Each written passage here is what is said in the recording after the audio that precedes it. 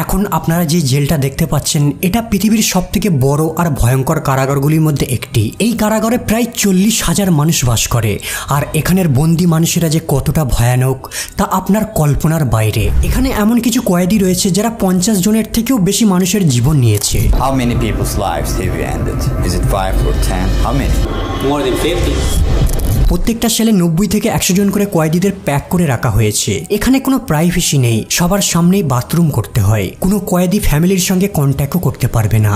বাইরে বেরোনোর সব পথকে এখানে কঠোরভাবে নিয়ন্ত্রণ করে রাখা হয়েছে। এই জেলটি এল সালভাদরে অবস্থিত, যা এমন একটি দেশ একটা সময় পৃথিবীর সব থেকে ভয়ঙ্কর জায়গা হিসেবে পরিচিত ছিল। কয়েক দশক ধরে এই দেশটার জনগণ দুটো কুখ্যাত গ্যাং সদস্যদের অত্যাচারের দিন কাটাতো, মারাস 13 আর বারিও 18। কিন্তু তাদের সব সদস্য আজ একটা জায়গায় বন্দী। আর এই অসম্ভব কাজটি করে দেখিয়েছেন রাষ্ট্রপতি নায়েব বুকেলে, একজন আরব বংশোদ্ভূত নেতা। 19 দশকের শুরুর দিকে তার পূর্বপুরুষেরা প্যালেস্তাইনের জেরুজালেম থেকে এল সালভাদর চলে আসে। 2019 সালে তিনি সালভাদরের রাষ্ট্রপতি হন, আর ক্ষমতায় আসার পরেই তিনি গ্যাংদের বিরুদ্ধে যুদ্ধ ঘোষণা করে দেন। আর তার সরকার এতটাই কঠোরভাবে এই গ্যাংদের গ্রেপ্তার করার মিশন শুরু করে দেয় যে দেশের মোট 2% প্রাপ্তবয়স্কদের জেলে বন্দী করে ফেলা হয়। এদের অনেকেই তাদের ফ্যামিলিকে আর কখনোই দেখতে পাবে না, আর এখান থেকে কেউ ছাড়ও পাবে না। কয়েক দশক ধরে অপরাধের রাজ্য হিসেবে পরিচিত কুখ্যাত এই দেশটা আজ বিশ্বের অন্যতম নিরাপদ দেশ, আর এই সব কিছুর অবদান রয়েছে এই রাষ্ট্রপতির। El Salvador was once one of the most violent countries in Latin America. In less than a year, it cut its murder rate in half. 1979 থেকে 1992 সালের মধ্যে এল সালভাডোরে গৃহযুদ্ধ শুরু হয়, আর এই নৃশংস গৃহযুদ্ধ থেকে বাঁচার জন্য বেশিরভাগ তরুণ সালভাডোরানরা আমেরিকার লস অ্যাঞ্জেলে চলে আসে। এদের মধ্যে বেশিরভাগ অভিবাসী ছিল গরিব, প্লাস তারা এখানের বর্ণবাদ আর সহিংসতার শিকার হতো। এই কারণে তারা নিজেদের প্রোটেক্ট করার জন্য একটা গ্রুপ তৈরি করে। কিন্তু এই গ্যাংটা মার্কিন যুক্তরাষ্ট্রে খুব পাওয়ারফুল হয়ে উঠতে শুরু করে। মাঝে মধ্যেই তারা রাস্তায় ফাইট শুরু করে দিত। ধীরে ধীরে এই গ্যাংটা আমেরিকার প্রতিটা কোণে ছড়িয়ে পড়তে শুরু করে। কিন্তু 1996 সালে মার্কিন রাষ্ট্রপতি বিল ক্লিন্টন যুক্তরাষ্ট্রের সক্রিয় গ্যাংগুলিকে গ্রেপ্তার করে যুক্তরাষ্ট্র থেকে নির্বাসিত করে তাদের নিজ দেশ সালভাডোরে পাঠিয়ে দেয়, যাতে মার্কিন যুক্তরাষ্ট্র সুরক্ষিত থাকবে। কিন্তু নির্বাসিত এই গ্যাংগুলো এল সালভাডোরের মাটিতে অপরাধমূলক কর্মকাণ্ডগুলিকে চালিয়ে যাওয়ার জন্য আরো বেশি সুযোগ পেয়ে যায়। তারা স্থানীয় গ্যাংগুলির সঙ্গে পুনর্গঠিত হয়ে আরো বড় হয়ে ওঠে আর রক্তপাতে লিপ্ত হয়ে যায়। একদিকে তারা নিজেদের মধ্যে রক্তক্ষয়ী সংঘর্ষে জড়িয়ে পড়ে, অন্যদিকে তারা সরকারের সাথেও দ্বন্দ্বে লিপ্ত হয়ে পড়ে। দিনের পর দিন এখানে চলতে শুরু করে খুনের তাণ্ডব। প্রতিদিন অসংখ্য খুনের কারণে একটা সময় এই দেশটা বিশ্বের সর্বোচ্চ খুনি রাষ্ট্র হিসেবে পরিচিতি লাভ করে। গ্যাং সদস্যদের আনুমানিক সংখ্যা প্রায় 50,000-এর উপরে ছাড়িয়ে পড়ে। এরা বলপূর্বক চাঁদাবাজির ব্যবসা, অস্ত্র পাচার আর মাদক বিক্রয়ের মতো অপরাধে লিপ্ত হয়ে পড়ে। তারা পুরো এলাকাটাকে নিজেদের নিয়ন্ত্রণে করে নেয়। যারা চাঁদা দিতে চাইতো না তাদেরকে ডাইরেক্ট শুট করে দিত। পুলিশও এদের কাছে ভয়ে বাধা দিত না, কারণ তাদেরকেও এরা শুট করে দিত। যে সমস্ত শিশুরা গরিব অথবা যাদের ফ্যামিলি নেই তাদেরকে দলে নিয়োগ করা শুরু করে দেয়। এদেরকে দলে যোগদানের জন্য বাধ্য করা হতো, না হলে মেরে দেওয়ার হুমকি দেওয়া হতো। যখন কোনো ব্যক্তি গ্যাংয়ে জয়েন হয় তাদের দেহে ট্যাটু করা হয়। এই ট্যাটুগুলো ইউনিফর্মের মতো কাজ করে, আর এগুলো পার্মানেন্ট, মানে কোনো ব্যক্তি চাইলেও গ্যাংয়ের সদস্য পদ ছাড়তে পারবে না। ছাড়ার চেষ্টা করলে বিশ্বাসঘাতক বলে তাদের হত্যা করে দেওয়া হবে। মাঝে মধ্যেই এখানে দেখা দেয় গ্যাংয়েদের ফাইট, আর এই গ্যাং ফাইটে অসংখ্য নিরীহ মানুষ মারা যেত। তাদের নৃশংসতা এতটাই চরম পর্যায়ে পৌঁছে গিয়েছিল যে এমনকি তারা রাস্তায় যাত্রী সহ বাসকেও জ্বালিয়ে দিত।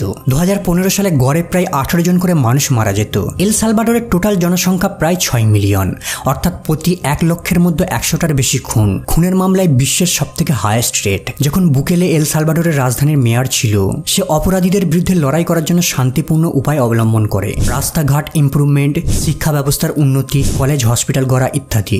অনেকে তার এই আইডিয়াটিকে পছন্দ করেছিল, কিন্তু এখন সে প্রেসিডেন্ট। ক্ষমতায় আসার পরেই সে তার কৌশলকে পরিবর্তন করে দেয় আর কঠোর উপায়ে এল সালভাডোরকে শাসন করার প্রতিশ্রুতি নেয়। বুকেলের শাসনের শুরুর দিকেই হঠাৎ হত্যা অ্যাকচুয়ালি কমে যায়। অনেকে মনে করে বুকেলে হয়তো গ্যাংয়েদের সঙ্গে একটা গোপনে ডিল করে, কিন্তু 2022 সালে 22 মার্চ হঠাৎ একদিনে 60 জন ব্যক্তিকে গ্যাংয়েরা হত্যা করে দেয়। সম্ভবত গ্যাংয়েরা বুকেলের সাথে ডিল ভঙ্গ করে ফেলে, আর এই ঘটনার 10 দিন পরই সরকার দেশে জরুরি অবস্থা ঘোষণা করে দেয়। এই জরুরি ঘোষণায় জনগণের সমস্ত অধিকারকে সীমিত করে দেওয়া হয়। পুলিশ শরীরে ট্যাটু দেখতে পেলেই তাদের কোনো রকম ওয়ারেন্ট ছাড়াই গ্রেপ্তার করে নিত। শুধু পুলিশ নয়, সেই সাথে এদেরকে ধরার জন্য মিলিটারিও ডিপ্লয় করা হয়। গণহারে অ্যারেস্ট করার পর সিদ্ধান্ত নেওয়া হয় বিচারের আগে পর্যন্ত এরা সবাই জেলে বন্দী থাকবে। যেহেতু গ্রেপ্তারের সংখ্যা অসংখ্য ছিল, এই কারণে বিচারকদের একসাথে 900 জন করে মামলা সলভ করতে হতো। যাদের বিচার হয়নি তাদেরকে 1 থেকে 2 বছরের জন্য কারাগারের ভিতর সবার সাথে বন্দী করে রাখা হতো। কারাগারগুলি ছিল অত্যন্ত জনাকীর্ণ, একসাথে গাদা গাদাগাদি করে থাকতে হতো।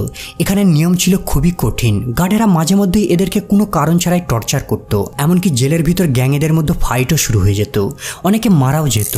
1 বছরের মধ্যে প্রায় 200 জন বন্দী মারা যায়, আর মৃতদেহগুলিকে মাটি করে পুঁতে দেওয়া হতো। এই সমস্যা থেকে মুক্তি পেতে শুধুমাত্র গ্যাং মেম্বারদের আটক করার জন্য 2023 সালে একটি নতুন মেগা কারাগার তৈরি করা হয়, যার নাম centre for the confinement of terrorism বা সিকট। এই কারাগারটি 8টি পৃথক মডিউল নিয়ে গঠিত, যা 110 একর জমির উপর অবস্থিত। প্রতি জোড়া মডিউল 2টি 3 মিটার হাইটের দেওয়াল দ্বারা গঠিত, যার মধ্যে কাঁটার তার লাগানো রয়েছে। আর এই সবকটা মডিউল 9 মিটার হাইটের দেওয়াল দ্বারা ঘেরা রয়েছে। এই দেওয়ালটা এতটাই মজবুত যে এমনকি একে কার বোম ব্লাস্ট করেও ভাঙা যাবে না। এই 9 মিটার উঁচু দেওয়ালের উপর রয়েছে 3 মিটারের বৈদ্যুতিক তার, টাচ করলেই মারা যাবে।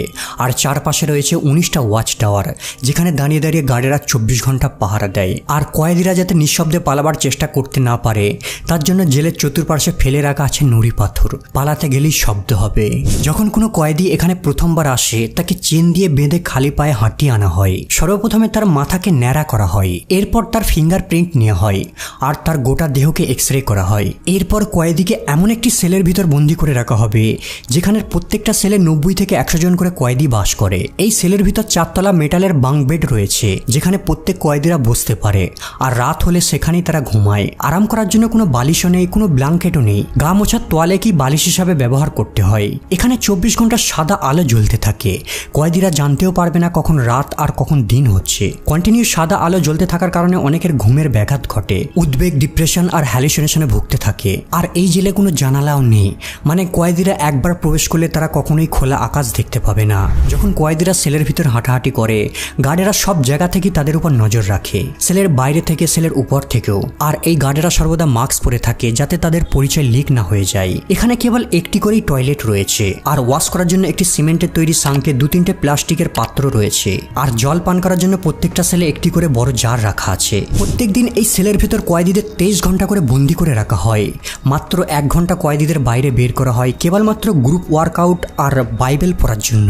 এখানে কয়েদিদের কেবলমাত্র 2 টাইমই খাবার দেওয়া হয়, রাইস, সবজি আর কিছু পাতলা রুটি। এই 3টে ভেজিটেরিয়ান ফুডই এখানের একমাত্র খাবার। খাবার জন্য এখানে কোনো ক্যাফেটেরিয়া নেই, নিজের সেলের ভিতরেই সবার সামনে বসে বসে খাবার খেতে হয়। যদি কেউ সমস্যা সৃষ্টি করে, তাহলে তাকে একটি নির্জন কক্ষে রাখা হয়। এই কক্ষগুলো খুবই ছোট কনক্রিটের তৈরি। এই রুমের ভিতর কেবল একটা টয়লেট আর সিঙ্ক রয়েছে, আর কয়েদিকে কনক্রিটের তৈরি বেঞ্চের উপরেই ঘুমাতে হবে। ভিতরে কোনো আলো নেই, পুরো অন্ধকারেই তাকে সময় কাটাতে হবে। এই জেলের সবথেকে ভয়ানক সাজা হলো এখানে কোনো ফ্যামিলি ভিজিট নেই। কয়েদি মারা গেলে তার ফ্যামিলি জানতেও পারবে না, তারা এমনকি ফোনের মাধ্যমে খোঁজ নিতে পারবে না। আর বাইরে থেকে কেউ চেষ্টা করলেও তা বাতিল করে দেওয়া হবে।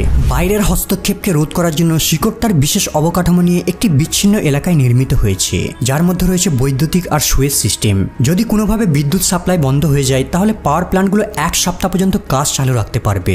যদি কোনো বাইরের ব্যক্তি এই জেলের কাছাকাছি আসে, তাহলে তার কল সিগন্যাল অটোমেটিক উড়ে যাবে। কোনোভাবে সে ইল্লিগাল কমিউনিকেশন করতে পারবে না। তবে কিছু কয়েদি রয়েছে, তারা তাদের লয়ারের সঙ্গে কথা বলতে পারে, কেবলমাত্র ভিডিও কলের মাধ্যমে। এর জন্য জেলের ভিতর একটি বিশেষ রুম রয়েছে। কিন্তু দুঃখের বিষয়, অনেক কয়েদি এই কঠোর জেলের মধ্যে আজীবন বন্দী থাকবে। এই জেলে কারাদণ্ডের রেঞ্জ 20 থেকে 1000 বছর পর্যন্ত।